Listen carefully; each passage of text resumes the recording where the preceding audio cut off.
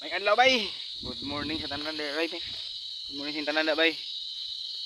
Bagong mata na pod. Basta baong mata ta bay. Tik-tikong na tadayon bay. Tik-tikong. Tik-tikong. Ngana ra da bay. Oh. Ato ding subayon ato ang sangga bay, baong salud ba, baong sanggab kay atong gipulihan og 2 gallons, 2 gallons. 2.5 liters. Sobra half gallon gay. Sobra ni sa half gallon. Alam mo tug mapuno pa ba? Sarog maabtan paning pustaw bay. Mo na atong gipuli bayo. O wara day ka puno bay. Gamay lang pud mapuno na pod. Nga gamay lang ko lang pero wara gyud ka puno bay.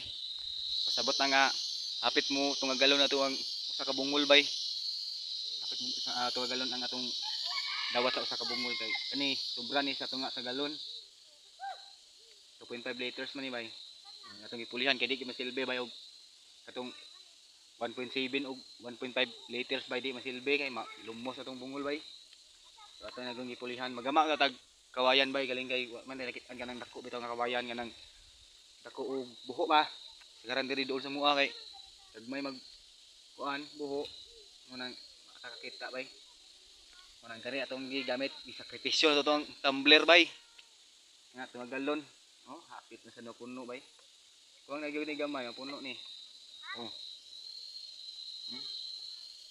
Nasa 1 point pila mi 500 nasa 1.7 yun bay ang sulod bay apit ang puno bay pero kwarta na sa di bay ilawan na po nato bay